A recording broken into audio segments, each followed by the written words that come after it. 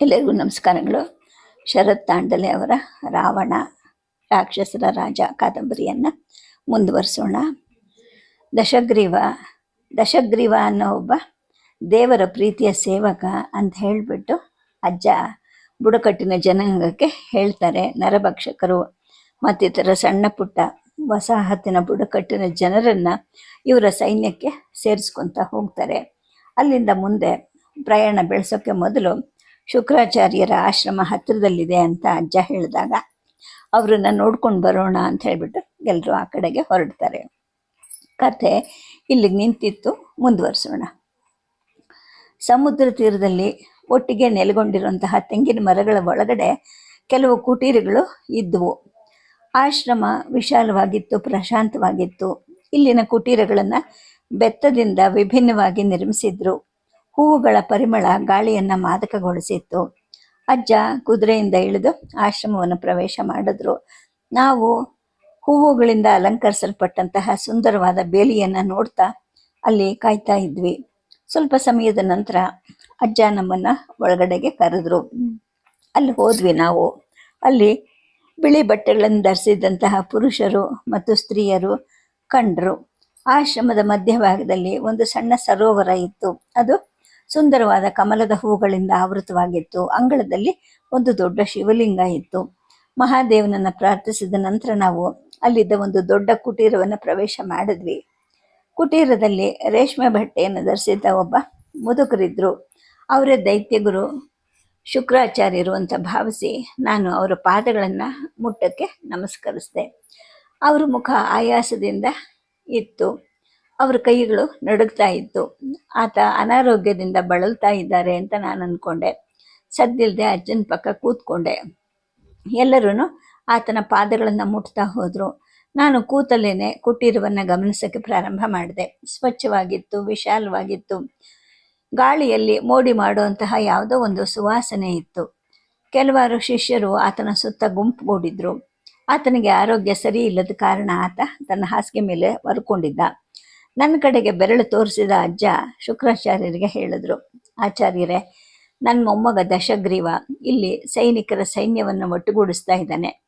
ನಿಮ್ಮ ಆಶೀರ್ವಾದ ಮತ್ತು ಮಾರ್ಗದರ್ಶನವನ್ನು ಪಡೀಲಿಕ್ಕೆ ಅವನು ಬಂದಿದ್ದಾನೆ ಅಂತ.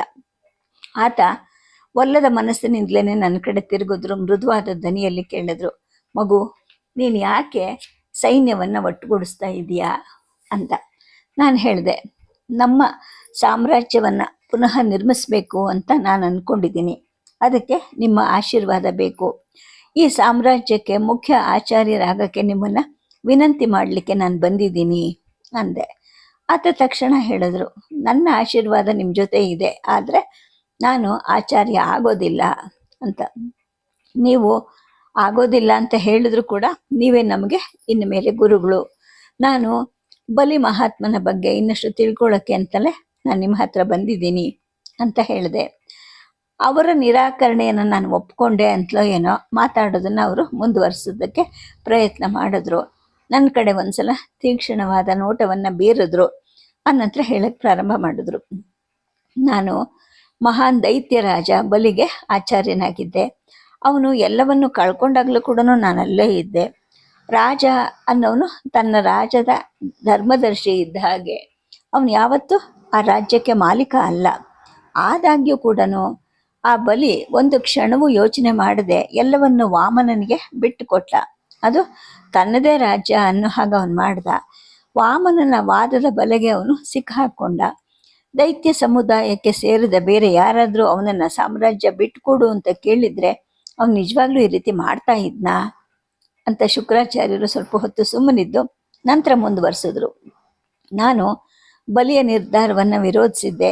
ದೈತ್ಯರಾಜ, ನಿನ್ನಲ್ಲಿರೋ ಎಲ್ಲವನ್ನು ಬಿಟ್ಟು ಕೊಡಬೇಡ, ಇದು ಪಿತೂರು ಅಲ್ಲದೆ ಬೇರೆ ಏನೂ ಅಲ್ಲ ಅಂತ ನಾನು ಹೇಳ್ತಾನೆ ಇದ್ದೆ. ನನ್ನ ಬಾಯಿಂದ ಬರ್ತಿದ್ದ ಪ್ರತಿಯೊಂದು ಪದವೂ ಕೂಡ ನೋವಿನಿಂದ ಗೋಳಾಡ್ತಿತ್ತು. ಯಾಕೆಂದರೆ ನನಗೆ ನನ್ನ ರಾಜನ ಬಗ್ಗೆ ತುಂಬ ಹೆಮ್ಮೆ ಇತ್ತು. ಮತ್ತು ಈಗ ಅವನು ತನ್ನನ್ನು ತಾನು ನಾಶ ಮಾಡ್ಕೊಳ್ತಾ ಇದ್ದಾನೆ, ಇದನ್ನೆಲ್ಲ ನಾನು ನೋಡಲೇಬೇಕಾಗಿತ್ತು. ಆದರೆ ಅಂತ ಹೇಳ್ತಾನೆ ಶುಕ್ರಾಚಾರ್ಯರ ಧ್ವನಿ ಭಾರ ಆಯಿತು. ಅವರ ಕಣ್ಣುಗಳು ಕಣ್ಣೀರಿನಿಂದ ತುಂಬಿದ್ವು. ಅವರನ್ನು ನೋಡ್ತಾ ನಮಗೂ ಕೂಡ ಭಾವುಕರಾದ ಹಾಗೆ ಅನ್ನಿಸ್ತು. ಅವರು ಮುಂದುವರಿಸಿದ್ರು, ಅವನು ಸಾಮ್ರಾಜ್ಯದ ಜೊತೆಗೆ ತನ್ನನ್ನು ಸಹ ಅರ್ಪಿಸ್ಕೊಂಡ. ನಾನು ಆಗ ಕೂಡ ಅವನ ಕೈಯನ್ನು ಹಿಡಿದು ತಡೆಯೋಕ್ಕೆ ಪ್ರಯತ್ನ ಮಾಡಿದೆ, ಆದರೆ ಆತ ನನ್ನ ಮಾತನ್ನ ಕೇಳಲಿಲ್ಲ. ವಾಮನ ನನ್ನನ್ನು ವ್ಯಂಗ್ಯವಾಗಿ ನೋಡಿ ನಗ್ತಾ ಇದ್ದ, ನನ್ನನ್ನು ಅವಮಾನ ಮಾಡ್ದ. ಆಚಾರ್ಯರ ಸಲಹೆಗಳನ್ನ ತೆಗೆದುಕೊಳ್ಳೋ ಉದ್ದೇಶ ಇಲ್ದಿದ್ದಾಗ ನಿಮಗೆ ಆಚಾರ್ಯರ ಅಗತ್ಯವಾದರೂ ಏನಿದೆ? ದೈತ್ಯರು, ಅಸುರರು ಎಲ್ಲರೂ ಇಲ್ಲಿವರೆಗೂ ತಮ್ಮ ವಿಚಿತ್ರ ನಡವಳಿಕೆಯಿಂದಲೇ ತಮ್ಮ ಅಂತ್ಯವನ್ನು ತಂದುಕೊಂಡಿದ್ದಾರೆ. ಬಲಿಗೆ ದೊಡ್ಡವನಾಗಕ್ಕೆ ಇಷ್ಟ ಇದ್ದದ್ರಿಂದ ಸಾಮ್ರಾಜ್ಯವನ್ನ ಬಿಟ್ಟುಕೊಟ್ಟ. ಆಮೇಲೆ ತನ್ನ ಪೂರ್ವಜರಿಂದ ಬಳುವಳಿಯಾಗಿ ಬಂದಂತಹ ತನ್ನ ರಾಜ್ಯದ ಬಗ್ಗೆ ಕೂಡ ಅವನು ತಲೆ ಕೆಡಿಸ್ಕೊಳ್ಲಿಲ್ಲ. ಅವನು ಎಲ್ಲ ದೈತ್ಯರು, ಅಸುರರು ಎಲ್ಲರನ್ನು ಬಿಟ್ಟು ಹೊರಟೆ ಹೋದ. ನನಗೂ ಕೂಡ ಕೋಪ ಬಂತು. ಮತ್ತೇನು ಯೋಚನೆ ಮಾಡಿದೆ, ನಾನು ಅಲ್ಲಿಂದ ಹೊರಟು ಬಂದ್ಬಿಟ್ಟೆ. ಆಗ ದೈತ್ಯ ಸಾಮ್ರಾಜ್ಯ ಧೂಳಿನಿಂದ ನಜ್ಜುಗುಜ್ಜಾಯಿತು. ನನಗೆ ನನ್ನ ಮೇಲೆ ಕೋಪ ಬಂದಿತ್ತು. ದೈತ್ಯರ ಸಾಮ್ರಾಜ್ಯ ಕಟ್ಟೋದು ಎಷ್ಟು ಕಷ್ಟ ಅಂತ ಗೊತ್ತಿದ್ರೂ ಕೂಡ ಅವನು ಎಲ್ಲವನ್ನು ಯಾಕೆ ಬಿಟ್ಟು ಕೊಡ್ತಿದ್ದಾನೆ ಅಂತ ನನಗೆ ಅರ್ಥ ಆಗಲಿಲ್ಲ. ಬಲಿ, ಮಹಾನ್ ಹಿರಣ್ಯಕಶಿಪು, ವಿರೋಚನ ಇವರೆಲ್ಲರದೂ ಸಂಪೂರ್ಣವಾದ ಪರಂಪರೆ ತ್ವರಿತವಾಗಿ ಮುಕ್ತಾಯವೇ ಆಗೋಯ್ತು. ನಮ್ಮ ಸಂಸ್ಕೃತಿಗಳ ಪ್ರಸರಣವನ್ನು ನಾನು ಸಹಿಸಿಕೊಂಡೆ. ಆದರೆ ಇಡೀ ಸಾಮ್ರಾಜ್ಯದ ಈ ವಿಘಟನೆಯನ್ನು ನೋಡೋದು ನನಗೆ ತುಂಬ ಕಷ್ಟ ಅನಿಸಿತ್ತು. ಮತ್ತು ನನಗೇನು ಮಾಡೋಕ್ಕೂ ಸಾಧ್ಯ ಆಗಲಿಲ್ವಲ್ಲ ಅನ್ನೋದೇ ನನಗೆ ತುಂಬ ನೋವುಂಟು ಮಾಡ್ತಿತ್ತು. ಈಗಲೂ ಆ ನೋವಿದೆ ಅಂತ ಹೇಳ್ತಾನೆ ಶುಕ್ರಾಚಾರ್ಯರು ಕೆಮ್ಮಕ್ಕೆ ಪ್ರಾರಂಭ ಮಾಡಿದ್ರು. ಅವರ ಒಬ್ಬ ಶಿಷ್ಯ ಆತನಿಗೆ ಒಂದು ಲೋಟ ಕಷಾಯವನ್ನು ಕೊಟ್ಟರು. ನಾನು ಆತನನ್ನು ಏನೂ ಸದ್ದಿಲ್ಲದೆ ನೋಡ್ತಾ ಇದ್ದೆ. ಅವರು ಮನಸ್ಸನ್ನು ಸ್ವಲ್ಪ ಸಮಾಧಾನ ಸ್ಥಿತಿಗೆ ತಂದುಕೊಂಡ್ರು. ಆಗ ಅಜ್ಜ ಹೇಳಿದ್ರು, ಮಹಾನ್ ದೈತ್ಯರಾಜನನ್ನು ನಾವೀಗ ಎಲ್ಲಿ ಕಾಣಬಹುದು? ಆತನ ಮಗ ಬಾಣ ಎಲ್ಲಿದ್ದಾನೆ ಅಂತ. ಆಗ ಶುಕ್ರಾಚಾರ್ಯರು ಹೇಳಿದ್ರು, ದೈತ್ಯ ಸಾಮ್ರಾಜ್ಯ ತುಂಡುಗಳಾಗಿ ಒಡೆದ ನಂತರ ಅವನು ಎಲ್ಲಿ ಹೋದ ಅಂತಲೇ ನನಗೆ ಗೊತ್ತಿಲ್ಲ. ಅವನ ಮಗ ಬಾಣ ಧೈರ್ಯಶಾಲಿಯಾಗಿದ್ದ. ಜೊತೆಗೆ ಅವನು ತನ್ನ ಅಪ್ಪನ ಕಾರ್ಯಗಳನ್ನು ಅನುಮೋದಿಸಲಿಲ್ಲ. ಸಾಮ್ರಾಜ್ಯದ ವಿನಾಶಕ್ಕಿಂತ ಹೆಚ್ಚಾಗಿ ಅವನು ದೈತ್ಯರಾಜ ಆಗಕ್ಕೆ ಸಾಧ್ಯ ಆಗಲಿಲ್ಲ ಅನ್ನೋ ಕಾರಣಕ್ಕೇನೆ ಆತ ದುಃಖಿತನಾಗಿದ್ದಾನೆ ಅಂತ ನನಗೆ ಗೊತ್ತಾಯಿತು. ಅವನಿಗೆ ಬುದ್ಧಿ ಇರಲಿಲ್ಲ. ಜೊತೆಗೆ ಮೂಕ ಕಾಲಕೇಯರ ಜೊತೆಗೆ ಅವನು ಸಹಕರಿಸ್ದ. ವಿಷ್ಣುವಿನ ಮೇಲೆ ಸೇಡು ತೀರಿಸ್ಕೊಳ್ಳೋಕ್ಕೆ ಅವನು ದೇವತೆಗಳ ಮೇಲೆ ದಾಳಿ ಮಾಡ್ದ. ಜೊತೆಗೆ ಸುಲಭವಾಗಿ ಸೋಲನ್ನು ಕೂಡ ಅನುಭವಿಸ್ಬೇಕಾಯಿತು. ಸುಮಾಲಿ, ನೀನು ಕೂಡ ದೇವತೆಗಳ ವಿರುದ್ಧ ಹೋರಾಡಿದ್ಯಾ. ಅವ್ರ ಶಕ್ತಿ ಬಗ್ಗೆ ನಿನಗೆ ಈಗಾಗಲೇ ಚೆನ್ನಾಗಿ ಗೊತ್ತಿರಬೇಕು ಅನಿಸುತ್ತೆ. ಈಗ ನಮ್ಮ ಸಾಮ್ರಾಜ್ಯವನ್ನು ಪುನಃ ನಿರ್ಮಿಸೋಕ್ಕೆ ಯಾವುದೇ ಮಾರ್ಗ ಅನ್ನೋದು ನನಗೆ ಕಾಣ್ತಾ ಇಲ್ಲ. ನಾನು ನಿನಗೊಂದು ಉಪದೇಶ ಕೊಡ್ತಿದ್ದೀನಿ. ಬಲಿ ಯಾರ ಬಗ್ಗೆನೂ ಕಾಳಜಿ ವಹಿಸಲಿಲ್ಲ. ಹಾಗಾಗಿ ಕೋಪಗೊಳ್ಳೋಕ್ಕೆ ನಾವು ಯಾರು ಹೇಳು ಅಂತ ಶುಕ್ರಾಚಾರ್ಯರು ಸಿಟ್ಟಿನಿಂದಲೇ ಮಾತಾಡ್ತಿದ್ರು. ಬಲಿಯನ್ನು ಹೊಗಳ್ತಾ ಇದ್ರು, ಜೊತೆಗೇನೆ ಅವನನ್ನು ದೂರ್ತಾ ಇದ್ರು.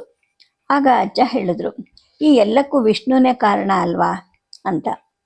ಶುಕ್ರಾಚಾರ್ಯರು ಹೇಳಿದ್ರು, ಅವನನ್ನು ಇಲ್ಲಿ ಯಾಕೆ ದೋಷಿಸಬೇಕು?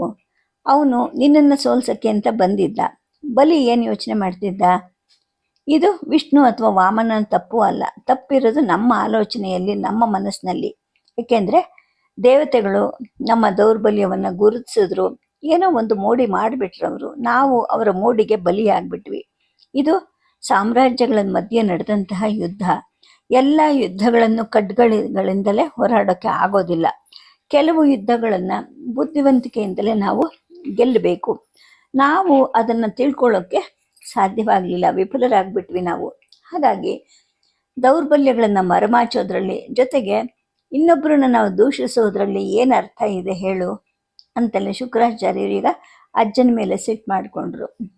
ಆಗ ಅಜ್ಜ ಹೇಳಿದ್ರು, ಗುರುಗಳೇ, ಮಹಾತ್ಮ ಬಲಿ ಎಡವಿರಬಹುದು. ತನ್ನ ಮಾತನ್ನು ಉಳಿಸ್ಕೊಳ್ಳೋ ಪ್ರಯತ್ನದಲ್ಲಿ ಅವನು ತನ್ನನ್ನೇ ತಾನೇ ಅರ್ಪಿಸ್ಕೊಂಡ. ಅವನ ಗುರುಗಳು ಸಹ, ಅಂದರೆ ನೀವು ಕೂಡ ಅವನ ಮಾತುಗಳಿಂದ ಅವನನ್ನು ತಡೆಯೋಕ್ಕೆ ಸಾಧ್ಯ ಆಗಲಿಲ್ಲ ಅಂತ ನೀವು ಹೆಮ್ಮೆ ಪಡ್ತಿದ್ದೀರಾ ಅಂತ ನನಗೆ ಚೆನ್ನಾಗಿ ಗೊತ್ತು. ಬಲಿ ಕೃಷಿಯನ್ನು ಪ್ರೋತ್ಸಾಹ ಮಾಡಿದ್ದ. ಆಹಾರ ಮತ್ತು ಉದ್ಯೋಗದ ಶಾಶ್ವತ ವ್ಯವಸ್ಥೆಯನ್ನು ರಚಿಸೋ ಮುಖಾಂತರ ಅವನು ಜನಕ್ಕೆ ಸ್ಥಿರ ಜೀವನವನ್ನು ಕೂಡ ಕೊಟ್ಟಿದ್ದ. ಬಹುಶಃ ಆತ ಮಾಡಿದಂತಹ ಒಳ್ಳೆ ಕೆಲಸಗಳ ಕುರಿತು ನಾವು ಯೋಚನೆ ಮಾಡಿದ್ರೆ ಆತನ ಬಗ್ಗೆ ನಮಗಿರೋ ದ್ವೇಷವನ್ನು ನಾವು ಮರಿಬಹುದಲ್ವಾ? ತನ್ನ ರಾಜ್ಯದಲ್ಲಿ ಯಾರು ಯಾವುದೇ ದಬ್ಬಾಳಿಕೆಗೆ ಬಲಿ ಆಗದೆ ಇರೋ ಹಾಗೆ ಅವ್ರು ನೋಡ್ಕೊಂಡ್ರಲ್ವಾ? ಆತನ ಆಳ್ವಿಕೆಯಲ್ಲಿ ಜನ ಎಲ್ಲ ಸಂತೋಷವಾಗೇ ಇದ್ದರು. ಮಸಾಲೆ ವ್ಯಾಪಾರವನ್ನು ಎಲ್ಲೆಡೆ ವಿಸ್ತರಿಸಿದವರು ಕೂಡ ಅವರೇನೆ. ಎಲ್ಲವನ್ನು ಕಳ್ಕೊಂಡ ನಂತರವೂ ಕೂಡ ಅವರು ಯಾರಿಗೂ ತೊಂದರೆಯನ್ನು ಕೊಡಲಿಲ್ಲ. ಜೊತೆಗೆ ಏಕಾಂಗಿಯಾಗಿ ಏಕಾಂತ ಜೀವನವನ್ನು ನಡೆಸಿದ್ರು. ಆತನ ಒಳ್ಳೆ ಭಾಗವನ್ನು ನಾವು ಮರೀಲಿಕ್ಕೆ ಸಾಧ್ಯ ಇಲ್ಲ ಅಲ್ವಾ ಅಂತ. ಆಗ ಆಚಾರ್ಯರು ಹೇಳಿದ್ರು, ಹೌದು, ಅದಕ್ಕೋಸ್ಕರನೇ ನನ್ನ ಮನಸ್ಸು ಅವನಿಗೋಸ್ಕರ ಅಳ್ತಾ ಇದೆ. ನಾನು ಯಾವಾಗಲೂ ಅವನ ಜ್ಞಾನವನ್ನು, ಅವನ ವಿನಮ್ರ ಸ್ವಭಾವವನ್ನು ಪ್ರಶಂಸ್ತೀನಿ. ಅವನ ಸಂತೋಷ ಮತ್ತು ಸಂತೃಪ್ತ ಮುಖವನ್ನು ನನ್ನ ಮನಸ್ಸಿನಿಂದ ಮರೆಯೋಕ್ಕೆ ಸಾಧ್ಯವೇ ಇಲ್ಲ. ಬಲಿಯಷ್ಟು ಉದಾರವಾಗಿ ಕೊಡೋರು ಯಾರೂ ಇರಲಿಲ್ಲ. ಹಾಗೆಯೇ ವಾಮನನ ಹಾಗೆ ಯಾಚಕ ಇನ್ಯಾರೂ ಇರೋಕ್ಕೂ ಸಾಧ್ಯನೂ ಇಲ್ಲ. ಇತಿಹಾಸ ಈ ಬಲಿಯನ್ನು ಯಾವಾಗಲೂ ಪೂಜ್ಯ ಭಾವದಿಂದ ನೆನಪಿಸ್ಕೊಳ್ಳುತ್ತೆ. ಆದರೆ ದೈತ್ಯರು ಮತ್ತು ಅಸುರರು ಈಗ ಇರುವಂತಹ ಈ ಸ್ಥಿತಿಗೆ ಯಾರು ಜವಾಬ್ದಾರರು ಅಂತ ಪ್ರಶ್ನಿಸಿದ್ರು. ಶುಕ್ರಾಚಾರ್ಯರು ಭಾವಕರಾದರು. ತಮ್ಮ ನೆನಪುಗಳನ್ನು ಮೆಲುಕು ಹಾಕೋಕ್ಕೆ ಪ್ರಾರಂಭ ಮಾಡಿದ್ರು. ನಾನು ಅವ್ರ ಜೊತೆ ನನ್ನ ದೃಷ್ಟಿಕೋನವನ್ನು ಹಂಚಿಕೊಂಡೆ. ನನ್ನ ಎಲ್ಲ ಪ್ರಶ್ನೆಗಳಿಗೂ ಅವರು ಉತ್ತರಗಳನ್ನು ಕೊಟ್ಟರು. ರಾಕ್ಷಸ ಸಾಮ್ರಾಜ್ಯ ಆತನನ್ನು ಆಚಾರ್ಯನನ್ನಾಗಿ ಮಾಡಬೇಕು ಅಂತ ನಾನು ಬಲವಾಗಿ ನಿರ್ಧಾರ ಮಾಡಿದ್ದೆ. ನಾನು ಹೇಳಿದೆ, ಗುರುಗಳೇ, ದಯವಿಟ್ಟು ರಾಕ್ಷಸ ಸಾಮ್ರಾಜ್ಯದ ಆಚಾರ್ಯರಾಗೋ ಮುಖಾಂತರ ನೀವು ನಮ್ಮನ್ನು ಗೌರವಿಸ್ತೀರಾ ಅಂತ. ಆದರೆ ಅವರು ಮತ್ತೆ ನಯವಾಗಿ ಅದನ್ನು ನಿರಾಕರಣೆ ಮಾಡಿದ್ರು. ರಾಕ್ಷಸ ಸಾಮ್ರಾಜ್ಯ ಮತ್ತು ಸಂಸ್ಕೃತಿಯ ಬಗ್ಗೆ ನಿಮ್ಮ ಆಲೋಚನೆಗಳು ನನ್ನನ್ನು ಪ್ರಭಾವಿಸಿವೆ.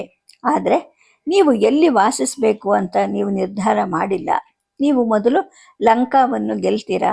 ಅದನ್ನು ಸಾಮ್ರಾಜ್ಯಕ್ಕೆ ಯೋಗ್ಯವಾಗಿಸೋ ಏನನ್ನಾದರೂ ಸಾಧಿಸಿ. ನಿಮ್ಮ ಬುದ್ಧಿವಂತಿಕೆ, ನಿಮ್ಮ ಕೆಲಸಗಳು, ನಿಮ್ಮ ಸಾಧನೆಗಳಲ್ಲಿ ಪ್ರತಿಫಲಿಸಲಿ. ಆಗ ಮಾತ್ರ ನಾನು ನಿಮಗೆ ಆಚಾರ್ಯ ಆಗ್ತೀನಿ. ಸಾಮ್ರಾಜ್ಯ ಅನ್ನೋದು ಮೊದಲು ಅಸ್ತಿತ್ವದಲ್ಲಿ ಬರಬೇಕು. ನಿಮ್ಮ ಸಾಮ್ರಾಜ್ಯವನ್ನು ರಚಿಸೋಕ್ಕೆ ಸಹಾಯ ಮಾಡೋಕ್ಕೆ ನಿಮ್ಮ ಜೊತೆಗೆ ಅಸುರ ರಾಜರಿದ್ದಾರೆ, ಸುಮಾಲಿ ಇದ್ದಾನೆ, ಮಾಲ್ಯವಾನ್ ಇದ್ದಾನೆ. ಹಾಗಾಗಿ ನಿಮಗೆ ನನ್ನ ಅಗತ್ಯ ಇಲ್ಲ ಅಂತ ಹೇಳಿದ್ರು. ಈ ಮಾತುಗಳಲ್ಲಿ ಅವರ ಅನುಮೋದನೆಯು ಒಂದು ಸ್ವಲ್ಪ ಇದೆ ಅಂತ ನಂಗೆ ಅರ್ಥ ಆಯಿತು. ನಾವು ಆ ರಾತ್ರಿ ಆ ಆಶ್ರಮದಲ್ಲಿ ಕಳೆದ್ವಿ ಮತ್ತು ರಾತ್ರಿ ಇಡೀ ಅದರ ಬಗ್ಗೆನೇ ಯೋಚನೆ ಮಾಡ್ತಾ ಇದ್ವಿ. ಶುಕ್ರಾಚಾರ್ಯರ ಗೊಂದಲಮಯ ಮಾತುಗಳನ್ನು ನನ್ನ ಕೈಲಿ ಮರೆಯೋಕ್ಕೆ ಸಾಧ್ಯವೇ ಆಗಲಿಲ್ಲ. ಮಹಾದೇವ, ರಾಜಕೀಯದಲ್ಲಿ ಸತ್ಯ ಮತ್ತು ಒಳ್ಳೆತನಕ್ಕೆ ಸ್ಥಾನ ಇಲ್ವಾ? ಆ ಬಲಿರಾಜ ಯಾರ ಮಾತನ್ನು ಯಾಕೆ ಕೇಳಲಿಲ್ಲ? ಯಾಕೆ ಅಂದರೆ ತನ್ನ ಮಾತುಗಳಿಗೆ ಆತ ತಾನು ನಿಷ್ಠನಾಗಿದ್ದ. ಜೊತೆಗೆ ಆತ ಕೊಟ್ಟಂತಹ ವಾಗ್ದಾನಗಳು ಆತನಿಗೆ ಮುಖ್ಯವಾಗಿದ್ವು. ಹಾಗಾದರೆ ಕಷ್ಟ ಯಾಕೆ ಅನುಭವಿಸ್ದ ಅವನು? ವಿಧಿ ಅನ್ನೋದು ನಿಜವಾಗ್ಲೂ ಅಷ್ಟೊಂದು ಕ್ರೂರನ? ಬಲಿಯ ಅಂತ್ಯ ಅನೇಕ ದೈತ್ಯರು, ದಾನವರು, ಅಸುರರ ಜೀವನವನ್ನು ಛಿದ್ರಗೊಳಿಸ್ತಲ್ವಾ? ಎಲ್ಲವನ್ನು ಬಿಟ್ಕೊಡ್ಕೂಡ್ದು ಅಂತ ನೀನು ಯಾಕೆ ಅವನಿಗೆ ಸಲಹೆ ನೀಡಲಿಲ್ಲ ದೇವರೇ ಅಂತ ನಾನು ಮಹಾದೇವನನ್ನು ಪ್ರಶ್ನೆ ಮಾಡೋಕ್ಕೆ ಪ್ರಾರಂಭ ಮಾಡಿದೆ. ನನ್ನ ಮನಸ್ಸು ಈಗ ಮರಗಟ್ಟಿದ ಹಾಗಾಗಿತ್ತು. ನನ್ನ ಎಲ್ಲ ಆಲೋಚನೆಗಳು ಶುಕ್ರಾಚಾರ್ಯರ ಮಾತುಗಳ ಮೇಲೆ ಕೇಂದ್ರೀಕೃತವಾಗಿದ್ವು. ಅವ್ರು ಹೇಳಿದ್ದು ಮೊದಲು ಲಂಕಾವನ್ನು ಗೆಲ್ಲಿ ಅಂತ. ಈ ಮಾತೆ ನನ್ನ ಮನಸ್ಸಿನಲ್ಲಿ ಅನುಸರಣಿಸ್ತಾ ಇತ್ತು. ಮೊದಲು ಲಂಕಾ, ಆ ನಂತರವೇ ನಾನು ಎಲ್ಲದರ ಬಗ್ಗೆ ಯೋಚಿಸ್ಬೇಕು ಅಂದ್ಕೊಂಡೆ. ಮತ್ತೆ ಮತ್ತೆ ಹೇಳ್ಕೊತಾ ಇದ್ದೆ, ಲಂಕಾವನ್ನು ಗೆಲ್ಲೋವರೆಗೂ ವಿಶ್ರಾಂತಿ ಪಡೆಯೋದಿಲ್ಲ ಅಂತ. ಮರುದಿನ ಬೆಳಗಾಯಿತು. ಅಜ್ಜ ಮುಜರಿಸ್ ವ್ಯಾಪಾರಿ ಬಂದರಿನ ಬಗ್ಗೆ ಹೇಳ್ತಾ ಹೋದರು. ನನಗೆ ಆ ಬಂದರನ್ನು ನೋಡಬೇಕು, ಅದಕ್ಕೆ ಭೇಟಿ ಕೊಡಬೇಕು ಅನ್ನೋ ಆಸೆ ಹುಟ್ಟಿತು. ತಕ್ಷಣ ಅಜ್ಜ ಅದಕ್ಕೆ ಒಪ್ಕೊಂಡ. ನಾವು ಸಮುದ್ರ ತೀರದಿಂದ ಬಂದರಿನ ಕಡೆಗೆ ಚಲಿಸೋಕ್ಕೆ ಪ್ರಾರಂಭ ಮಾಡಿದ್ವಿ. ಸೈನಿಕರ ಎಲ್ಲ ಪಡೆಗಳು ಮುಜರಿಸಂಗೆ ಕರೆದೊಯ್ಯೋ ಹಾಗೆ ನಾನು ಧೂಮ್ರಾಕ್ಷ ಮತ್ತು ಮಹಾಪಾಶ್ವರಿಗೆ ಹೇಳಿದೆ. ನಾವು ಬಂದರಿನ ಹತ್ರ ನಮ್ಮ ಶಿಬಿರವನ್ನು ಸ್ಥಾಪನೆ ಮಾಡಿದ್ವಿ. ಮರುದಿನ ಬಂದರನ್ನು ನೋಡಲಿಕ್ಕೆ ಹೊರಟ್ವಿ. ದಶಗ್ರೀವ ಮುಜರಿಸ್ 3 ಸಾಮ್ರಾಜ್ಯಗಳಲ್ಲಿ ಅತಿ ದೊಡ್ಡ ಬಂದರು. ಸಾಂಬಾರ ಪದಾರ್ಥಗಳು, ವಜ್ರಗಳು, ಚಿನ್ನ, ಗುಲಾಮರು ಮತ್ತಿತರ ವ್ಯಾಪಾರಕ್ಕೆ ಇದು ದೊಡ್ಡ ಮಾರುಕಟ್ಟೆ. ಒಮ್ಮೆ ನಾವು ಈ ನಗರವನ್ನು ಗೆದ್ದರೆ ಲಂಕಾವನ್ನು ಗೆಲ್ಲೋ ಕನಸು ದೂರದ ಕನಸು ಆಗಿರೋದಿಲ್ಲ.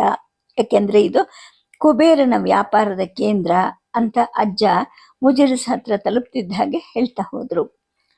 ಅಲ್ಲಿ ತೆಂಗಿನ ಮರಗಳಿದ್ವು. ಕೆಲವು ಸಣ್ಣ ತೊರೆಗಳನ್ನು ದಾಟಿದ ನಂತರ ಹಲವಾರು ಸರಕುಗಳನ್ನು ಸಾಗಿಸುವಂತಹ ಬೃಹತ್ ಹಡಗುಗಳು ದಡದಲ್ಲಿ ತೇಲ್ತಾ ಇದ್ವು. ಇವೆಲ್ಲವೂ ಕಂಡುವು. ತುಂಬ ರೋಮಾಂಚಕರವಾಗಿ, ವರ್ಣರಂಜಿತವಾಗಿ ಇದೆಲ್ಲ ಕಾಣಿಸ್ತಾ ಇತ್ತು. ಜನರು ಪರಸ್ಪರ ಸಂವಹನ ನಡೆಸ್ತಾ ಇದ್ರು. ಸೈನಿಕರು ಗುಲಾಮರಿಂದ ಕೆಲಸವನ್ನು ಮಾಡಿಸ್ತಿದ್ರು. ಇಷ್ಟು ದೊಡ್ಡ ಹಡಗುಗಳು ಮತ್ತು ಇಷ್ಟು ಸ್ಪಷ್ಟವಾದ ಬಂದರನ್ನ ನಾನು ನೋಡಿದ್ದು ಇದೇ ಮೊದಲನೇ ಸಲ ಆಗಿತ್ತು. ಇದು 3 ಲೋಕಗಳ ಎಲ್ಲ ದ್ವೀಪಗಳಿಗೆ ವ್ಯಾಪಾರವನ್ನು ನಿರ್ವಹಿಸುವಂತಹ ಬಂದರು ಅಂತ ಅಜ್ಜ ಹೇಳಿದ್ರು. ಜೊತೆಗೇನೆ ಅವ್ರಿಗೆ ಕೋಪ ಬರ್ತಾ ಇತ್ತು. ಏಕೆಂದ್ರೆ ಈ ಎಲ್ಲದರ ಮುಖಾಂತರ ಗಳಿಸುವಂತಹ ಆದಾಯ ಅನರ್ಹನಾದ ಕುಬೇರನ ನಿಧಿಯನ್ನು ಹೆಚ್ಚಿಸುತ್ತೆ ಅನ್ನೋದು ಅವರ ಸಿಟ್ಟಿಗೆ ಮೂಲ ಆಗಿದ್ದು. ಅಂದ್ರೆ ಇದು ಕುಬೇರನ ಸೇನೆನಾ ಅಂತ ನಾನು ಸೈನಿಕರನ್ನ ನೋಡ್ತಾನೆ ಅಜ್ಜನ್ನ ಕೇಳಿದೆ. ಹೌದು ಅಂತ ಅವರು ಹೇಳಿದ್ರು. ಮುಖ್ಯ ರಸ್ತೆಯನ್ನು ತಲುಪಿದ್ವಿ. ದೊಡ್ಡ ಅಂಗಡಿ ಕೋಣೆಗಳನ್ನು ದಾಟಿ ಮುಂದೆ ನಡೆದ್ವಿ. ಅಜ್ಜ ಸುರಿಯ ಒಂದು ಮಡಿಕೆಯನ್ನು ಕೊಂಡ್ಕೊಂಡ್ರು. ಅದನ್ನು ಕುತೂಹಲದಿಂದ ಕುಡಿದ್ರು. ಹೇಳಿದ್ರು, ನಾನು ಇಷ್ಟೊಂದು ಅತ್ಯುತ್ತಮವಾದ ಸುರಿಯನ್ನು ಕುಡಿದು ಬಹಳ ದಿವಸ ಆಗಿತ್ತು ಅಂತ. ಸುತ್ತ ನೋಡಿದೆ. ನನ್ನ ಸುತ್ತಲೂ ಯಕ್ಷಧ್ವಜಗಳು ಮಾತ್ರ ಕಾಣಿಸ್ತಿದ್ವು. ಕೆಲವಾರು ಸೈನಿಕರು ಕೂಡ ನಮಗೆ ಪ್ರತಿಕೂಲ ನೋಟಗಳನ್ನು ನೀಡ್ತಾ ಇದ್ರು. ಅವರನ್ನು ಗಮನಿಸಿದ ಪ್ರಹಸ್ತ ನಮ್ಮನ್ನು ಹೊರಡೋ ಹಾಗೆ ಸನ್ನೆ ಮಾಡಿದ. ನಾವು ಮಾರುಕಟ್ಟೆಯಲ್ಲಿ ನಡೆದಾಡ್ತಾ ನಮ್ಮ ಶಿಬಿರದ ಕಡೆಗೆ ಮರಳಿದ್ವಿ. ಆ ರಾತ್ರಿ ನನಗೆ ಒಂದು ಕ್ಷಣನೂ ನಿದ್ದೆ ಬರಲಿಲ್ಲ.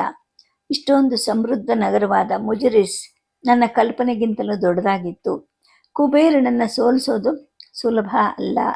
ಲಂಕೆ ಮೇಲೆ ಆಕ್ರಮಣ ಮಾಡೋಕ್ಕೆ ಮೊದಲು ನಾನು ಅವನ ವ್ಯಾಪಾರ ಕೇಂದ್ರಗಳನ್ನು ವಶಪಡಿಸ್ಕೊಳ್ಳೋಕ್ಕೆ ನಿರ್ಧಾರ ಮಾಡಿಕೊಂಡೆ. ಆ ದಿನದಿಂದಲೇ ಪ್ರಹಸ್ತ ಮತ್ತು ನಾನು ಪ್ರತಿದಿನವೂ ಮುಜರಿಸಗಳಿಗೆ ಭೇಟಿ ನೀಡೋಕ್ಕೆ ಪ್ರಾರಂಭ ಮಾಡಿದ್ವಿ. ನಗರದಲ್ಲಿ ಎಷ್ಟು ಸೈನಿಕರಿದ್ದಾರೆ ಅಂತ ಅಂದಾಜು ಮಾಡೋಕ್ಕೆ ಶುರು ಮಾಡಿದ್ವಿ. ಪ್ರಹಸ್ತ ಕೇಳ್ದ, ದಶಗ್ರೀವ, ನೀನು ಯಾಕೆ ಸೈನ್ಯವನ್ನು ಇಲ್ಲಿ ಕರ್ಕೊಂಡು ಬಂದೆ ಅಂತ. ನಾನು ಹೇಳಿದೆ, ಮಾವ, ನಮ್ಮ ಶತ್ರು ಎಷ್ಟು ಶಕ್ತಿಶಾಲಿ ಅಂತ ಎಲ್ಲರಿಗೂ ತಿಳಿದಿರಬೇಕು. ಹಾಗಾದಾಗ ಮಾತ್ರನೇ ಅವರಿಗೆ ಅಭ್ಯಾಸ ಮಾಡೋಕ್ಕೆ ಇನ್ನೂ ಹೆಚ್ಚಿನ ಪ್ರೇರಣೆ ಸಿಕ್ಕತ್ತಲ್ವಾ. ಜೊತೆಗೆ ನಾವು ಶತ್ರುವನ್ನು ಸ್ವತಃ ನೋಡದೇ ಇದ್ದಾಗ ಅವ್ರು ನಿಜವಾಗ್ಲೂ ಇರೋದಕ್ಕಿಂತಲೂ ಇನ್ನೂ ದೊಡ್ಡವರು ಅಂತ ಕಲ್ಪನೆ ಮಾಡ್ಕೊಳ್ತೀವಿ, ಮತ್ತೆ ಅದಕ್ಕೆ ಹೆದರ್ಕೋತೀವಿ. ನನ್ನ ಸೈನಿಕರು ಈ 2 ಆಲೋಚನೆಗಳನ್ನು ತೊಡೆದು ಹಾಕಬೇಕು, ಧೈರ್ಯವಾಗಿರಬೇಕು ಅಂತ ನಾನು ಬಯಸ್ತೀನಿ ಅಂತ ನಾನು ಹೇಳಿದೆ. ಧೂಮ್ರಾಕ್ಷ ಮತ್ತು ಮಹಾಪಾಶ್ವ ಕೆಲವು ದಿವಸದಲ್ಲಿ ರಾಕ್ಷಸ ಸೈನ್ಯ ಜೊತೆಗೆ ಅಲ್ಲಿಗೆ ಬಂದರು. ವಿಶ್ರಾಂತಿಯನ್ನು ತಗೊಳ್ಕೊಳ್ಳೋಕೆ ಹೇಳಿದೆ. ಸ್ವಲ್ಪ ಆಯಿತು. ಆನಂತರ ಅಜ್ಜನ ಹತ್ರ ಹೋದೆ. ಪ್ರಹಸ್ತ ಕೂಡ ಅಲ್ಲಿ ಕೂತಿದ್ದ. ಅಜ್ಜ, ಈ 2 ರಾಕ್ಷಸ ಸೈನ್ಯ ಜೊತೆಗೆ ಬಂದಿದ್ದಾರೆ ಅಂದೆ. ಆಗ ಅಜ್ಜ ಹೇಳ್ದ, ಮುಜರಿಸಗಳನ್ನು ಎಲ್ಲರಿಗೂ ಒಂದೇ ಸಲ ತೋರಿಸೋದು ಅಪಾಯಕರವಾಗುತ್ತೆ. ಮೊದಲು ಅದನ್ನು ಕೆಲವು ಮುಖ್ಯಸ್ಥರಿಗೆ ತೋರಿಸೋಣ ಅಂತ ಅಜ್ಜ ಹೇಳಿದ್ರು. ಆಗ ನಾನು ಹೇಳಿದೆ, ಅಜ್ಜ, ನಾವು ಅವರಿಗೆ ಬಂದ್ರನ್ನ ತೋರಿಸೋದಕ್ಕಷ್ಟೇ ಅಲ್ಲ ಕರ್ಕೊಂಡು ಬಂದಿರೋದು, ಬಂದ್ರನ್ನ ನಾಶಪಡಿಸ್ತೀವಿ ಅಂತ ಹೇಳಿದೆ. ನನ್ನ ಮಾತನ್ನು ಕೇಳಿ ಅಜ್ಜ ಸ್ವಲ್ಪ ಹಿಂಜರಿದ್ರು. ಏನು ದಶಗ್ರೀವ, ಯುದ್ಧ ವಿರಾಮದಿಂದ ನಾವು ಮುಜರಿಸಗಳ ಮೇಲೆ ಯುದ್ಧ ಮಾಡೋಕ್ಕೆ ಸಾಧ್ಯ ಇಲ್ಲ. ಏಕೆಂದರೆ ಈ ಮೊದಲು ಕೂಡ ಯಾರೂ ಈ ವ್ಯಾಪಾರ ಕೇಂದ್ರದ ಮೇಲೆ ದಾಳಿ ಮಾಡಿಲ್ಲ. ಬಲಿರಾಜ ಕೂಡ ಅದೇ ನಿಯಮವನ್ನು ಜಾರಿಗೆ ತಂದಿದ್ದ ಅಂತ ಅಂದರು. ನಾನು ಪ್ರಹಸ್ತನ ಕಡೆ ನೋಡ್ತಾನೆ ಹೇಳಿದೆ, ಈ ನಿಯಮ ಈಗ ಹಳೇದಾಗಿದೆ. ಮುಜರಿಸಗಳ ಮುಖಾಂತರ ಲಂಕೆಗೆ ಹೋಗೋ ದಾರಿ ನನಗೆ ಕಾಣಿಸ್ತಾ ಇದೆ ಅಂದೆ. ಮತ್ತೆ ಹೇಳಿದೆ, ಸೇನಾಪತಿ, ಸೂರ್ಯ ಮುಳುಗಿದ ನಂತರ ಒಂದು ಯೋಜನೆ ಪ್ರಾರಂಭ ಆಗಬೇಕು. ನಾಳೆ ಸೂರ್ಯ ಉದಯಿಸೋಕ್ಕೆ ಮೊದಲು ಈ ಬಂದರು ನಾಶ ಆಗೋದನ್ನು ನಾವು ನೋಡಬೇಕು ಅಂತ ಪ್ರಹಸ್ತನಿಗೆ ಆದೇಶ ಕೊಟ್ಟೆ. ಮತ್ತು ಅಜ್ಜನಿಗೂ ಹೇಳಿದೆ, ಅಜ್ಜ, ನೀವು ನಾಳೆ ಬೆಳಗಿನವರೆಗೂ ವಿಶ್ರಾಂತಿ ಪಡೀರಿ ಅಂತ ಹೇಳ್ತಾನೆ ಅಜ್ಜನ ಪಾದಗಳನ್ನು ಮುಟ್ಟಿ ತಿರುಗದೆ ಉತ್ಸಾಹಭರಿತನಾಗಿದ್ದಂತಹ ಪ್ರಹಸ್ತ ಮಾವ ನನ್ನನ್ನು ಹಿಂಬಾಲಿಸ್ದ. ನಾನು ಮಹೋದರ, ಮಹಾಪಾಶ್ವ ಮತ್ತು ಕುಂಭಕರ್ಣರಿಗೆ ಹಡಗುಗಳನ್ನು ಮುಳುಗಿಸೋ ಹಾಗೆ ಅಥವಾ ಅವುಗಳನ್ನು ಸುಟ್ಟು ಹಾಕೋ ಹಾಗೆ ನಾನು ನಿರ್ದೇಶನ ಕೊಟ್ಟೆ. ಅವ್ರ ಜೊತೆಗೆ ಕೆಲವರು ಪರಿಣಿತರಾದಂತಹ ಈಜುಗಾರರು ಕೂಡ ಇದ್ದರು. ರಾಕ್ಷಸರ ಸೈನ್ಯ ಬೇಗನೆ ತಮ್ಮನ್ನು ತಾವು ಸಿದ್ಧಪಡಿಸ್ಕೊಂತು. ಎಲ್ಲವನ್ನು ಯೋಜಿಸಿದ ನಂತರ ನಾನು ಪ್ರಹಸ್ತನಿಗೆ ಹೇಳಿದೆ, ಸೇನಾಪತಿ, ದೈಹಿಕವಾಗಿ ಬಲಶಾಲಿಯಾಗಿರುವಂತಹ ಸೈನಿಕರು ಮುಖ್ಯ ದ್ವಾರದ ಮುಖಾಂತರ ಪ್ರವೇಶ ಮಾಡ್ತಾರೆ. ಇತರ ಪಡೆಗಳು ಎಲ್ಲ ದಿಕ್ಕುಗಳಿಂದ ಏಕಕಾಲದಲ್ಲಿ ದಾಳಿ ಮಾಡಬೇಕು. ನೆನಪಿಡಿ, ಯಾವುದೇ ಯಕ್ಷ ಸೈನಿಕನನ್ನು ಜೀವಂತವಾಗಿ ಬಿಡಕೂಡ್ದು ಅಂತ ಹೇಳಿದೆ. ಸೂರ್ಯಾಸ್ತ ಆಗ್ತಾ ಬಂತು. ಆ ನಂತರ ನಾವು ಮುಜರಿಸ್ ಕಡೆಗೆ ಹೊರಟ್ವಿ. ನಮ್ಮ ಸೈನ್ಯದ ಜೊತೆಗೆ ಎಲ್ಲ ದಿಕ್ಕುಗಳಲ್ಲಿ ಹರಡ್ಕೊಂಡ್ವಿ. ವಿಭೀಷಣ ಮತ್ತು ನಾನು ಒಂದು ಸೈನ್ಯವನ್ನು ಮುನ್ನಡೆಸ್ತಾ ಬಂದರನ್ನ ತಲುಪಿದ್ವಿ. ಯಾವುದೇ ಕರುಣೆಯನ್ನು ತೋರಿಸದೆ ಹತ್ಯೆಯನ್ನು ಪ್ರಾರಂಭ ಮಾಡಿದ್ವಿ. ನಾವು ಗೋದಾಮುಗಳು ಮತ್ತು ಮನೆಗಳನ್ನು ಸುಟ್ಟು ಹಾಕಿದ್ವಿ. ರಾಕ್ಷಸರ ಸೈನ್ಯ ಎಲ್ಲ ಕಡೆಯಿಂದಲೂ ನಗರವನ್ನು ಪ್ರವೇಶ ಮಾಡಿತು. ಹಡಗುಗಳು ಬಂದರಿಂದ ಹೊರಡಕ್ಕೆ ಪ್ರಯತ್ನ ಮಾಡಿದಾಗ ರಾಕ್ಷಸ ಸೇನಾ ಈಜಾಡಕ್ಕೆ ಪ್ರಾರಂಭ ಮಾಡಿ ಅವುಗಳನ್ನು ಹಿಡಿತು. ಹಡಗುಗಳು ಸುಟ್ಟು ಹೋಗೋಕ್ಕೆ ಪ್ರಾರಂಭ ಮಾಡ್ತಾ ಇದ್ದ ಹಾಗೆ ಸಮುದ್ರ ತೀರನೇ ಬೆಂಕಿಯಲ್ಲಿ ಉರಿತಿರೋ ಹಾಗೆ ಕಾಣಿಸ್ತಿತ್ತು.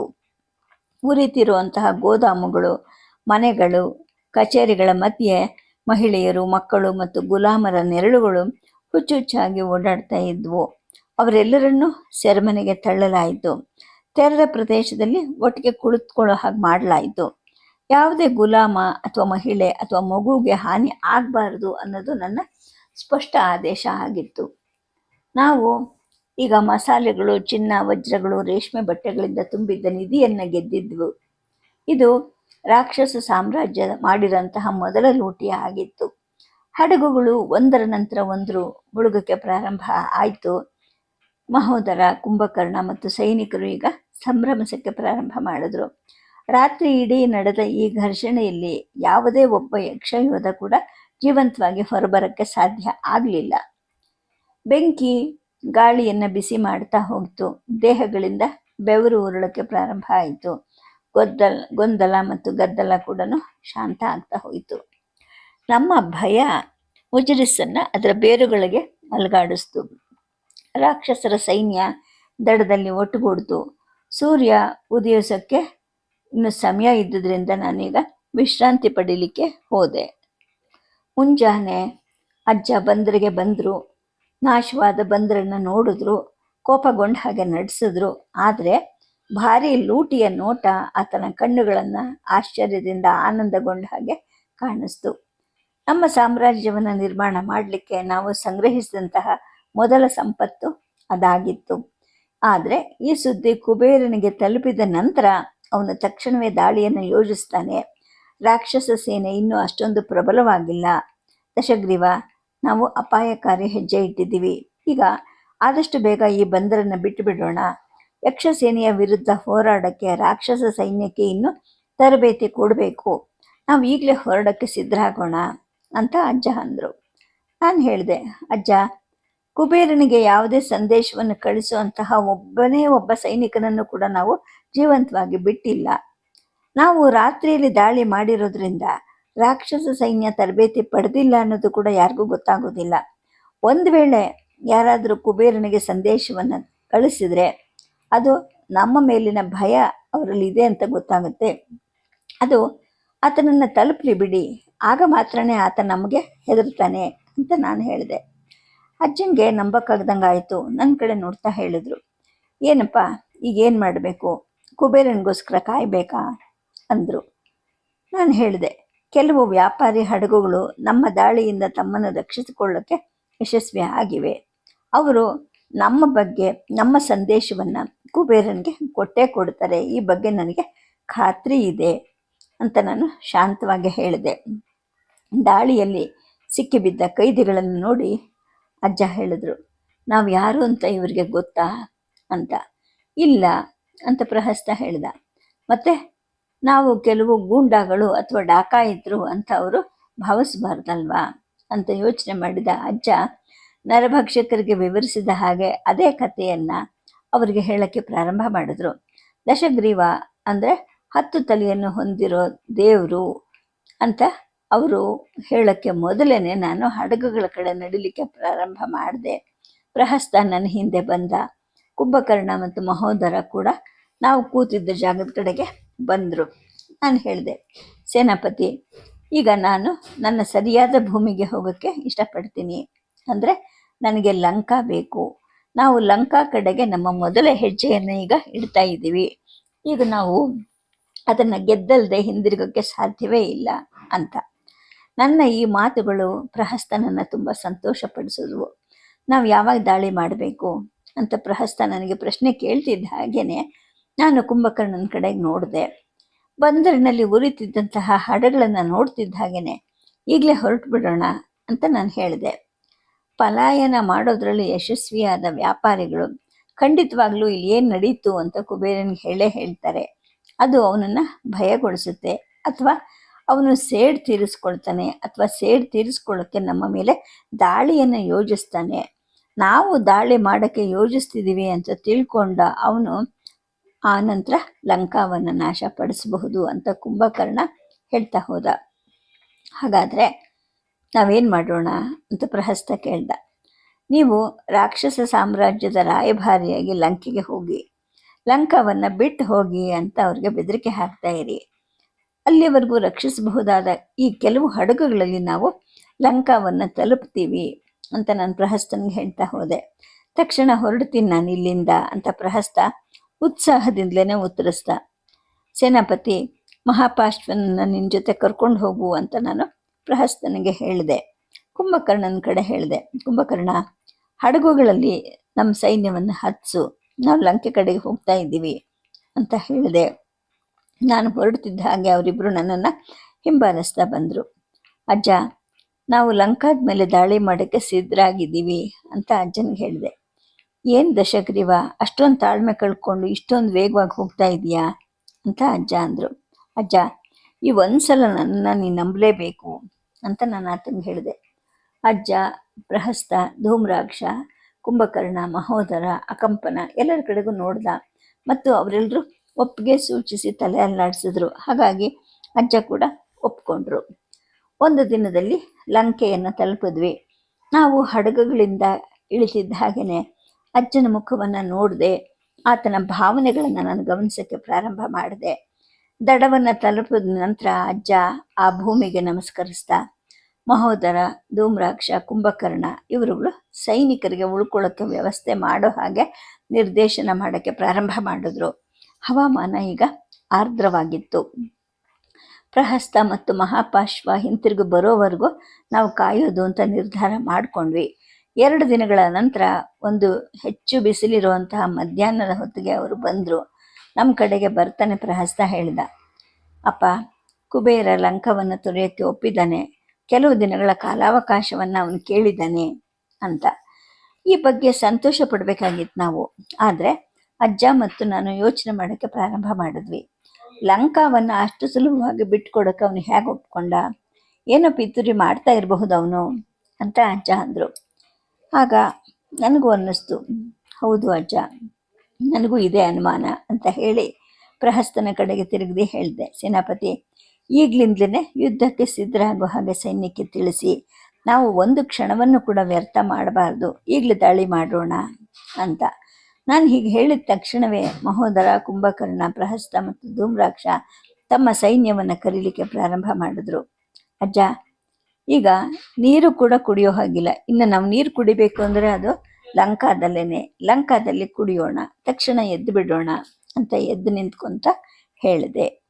ಸದ್ಯಕ್ಕೆ ಕಥೆಯನ್ನು ನಿಲ್ಲಿಸಿರ್ತೀನಿ. ನಮಸ್ಕಾರ.